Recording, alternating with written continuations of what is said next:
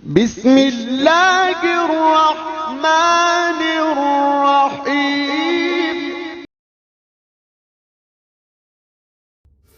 Ternyata terkadang persoalan yang rumit di rumah tangga pun bisa selesai dengan senyuman. Alhamdulillah. Ya. Ketika jembatannya dibangun, makanya kan banyak persoalan tinggi itu hempas di atas sajadah kan? Ya kan? Ketika sajadah dibentangkan, lalu kemudian sujud kita ibadah, keluar air mata itu tuntas persoalan kan? Ya. Tapi tidak sedikit persoalan yang kecil menjadi membesar karena kata Nabi itu tadi di hadis qudsi banyak mainnya. Yang ditampilkan tuh kedudukannya, ya, harta bendanya, egosentrisnya dan sebagainya. Ya, demikian dalam problem kehidupan sosial, di pekerjaan, di bisnis dan sebagainya. Jadi kalau takwanya meningkat, wa may yattaqillaha. Masih ingat teorinya dulu? Kalau ada kata man, ya, man nanti masuk dalam isim mausul, itu artinya ayat itu ditujukan untuk setiap personal hamba. Maka cara memahaminya, ini ayat untuk saya. Hei Adi Hidayat, gitu cara memahami ya. Anda silahkan siapapun namanya ya. Hai Adi Hidayat, kalau takwamu engkau tingkatkan, aku berikan solusi. Yaj'al lahu makhraja, dan nggak pakai alif lam makhrajanya. Nanti saat masuk ke situ kita i'rab insyaallah. Di i'rab itu dibedah secara bahasanya. Ya, itu surah 65, kita masih di surah kedua kan? Ya. Itu umum, nakirah itu nggak bisa dibatasi. Ya, artinya di semua aspek persoalan kehidupan, kalau kita tingkatkan takwa, itu diselesaikan oleh Allah, dimudahkan.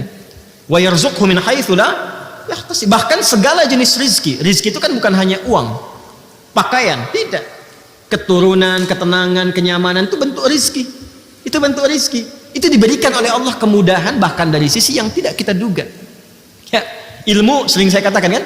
Al-Baqarah di akhir ayat 282. Wattaqullaha wa yu'allimukumullah. Engkau tingkatkan takwamu kepada Allah, Allah tambahkan pengetahuan. Itu janji Allah.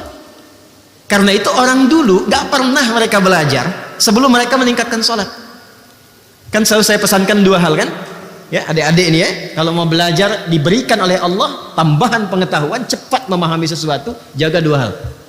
Sholat, Quran. Ingat itu ya, sholat, Quran. Orang dulu semua begitu. Jadi mereka tingkatkan sholatnya dari kecil itu, sholat jaga, terutama latihan subuh dulu tuh. Ya, sholat subuh latihan dulu karena banyak berkahnya. Itu yang paling banyak disaksikan, termasuk semua malaikat menyaksikan. Malaikat malam dan siang itu semua tugasnya itu dikerjakan malam dan siang yang sif-sifan untuk subuh mereka semua menyertai. Itu yang dimaksud di Quran surah ke-17 Al-Isra di ayat ke-78. Ya, aqimis salata liduluki syamsi ila ghasaqil laili wa qur'anal fajr. Inna qur'anal fajri kana mashhuda. Ya. Jadi kata Nabi SAW, sungguh inna malaikatal laili wa malaikatal nahari, malaikat yang bertugas di malam dan di siang itu menyaksikan semua bacaan-bacaan yang dilakukan di waktu subuh. Karena itu orang dulu itu sebelum subuh udah siap-siap. Makanya saking berharganya waktu subuh itu, karena dimulai pergerakan berkehidupan, termasuk oksigen juga bertebaran, ya kan? Karbon dioksida diserap, ya, oksigen keluar kan? Makanya ayatnya di Quran surah At-Takwir itu ayat 18, ya, was-subhi idza tanaffas. Kalau subuh itu tiba, tanafas. Maka peredaran kehidupan itu dimulai, nafasnya dimulai, matahari mulai muncul, ya. Bunga-bunga pun sejuk, nyaman, oksigen banyak keluar. Makanya mahal subuh itu. Disiapkan, mereka tunggu sebelum subuh udah bangun. Nah, itu waktu yang paling ideal tuh, 1 jam menjelang subuh itu. Jernih, cara berpikir tenang. Ya, kembali ke Quran surah Al-Muzammil itu di ayat yang ke-6, inna nasyi'atal laili hiya ashaddu wata'an wa aqwamu qila. Kalau Anda bisa bangun tuh di antara sekian malam, khususnya yang mendekati kepada subuh, sepertiga malam terakhir, itu sentuhannya ke jiwa menjadi kuat dan keingatan itu dahsyat. Kalau pengen lihat risetnya orang barat ya tentang bagaimana bangun menjelang subuh itu, ya di sepertiga malam, silahkan cek risetnya itu. Suasana yang paling menenangkan, meneduhkan, membuat konstruksi berpikir itu sehat dan cepat memahami sesuatu, itu waktunya. Dan kita punya ayatnya.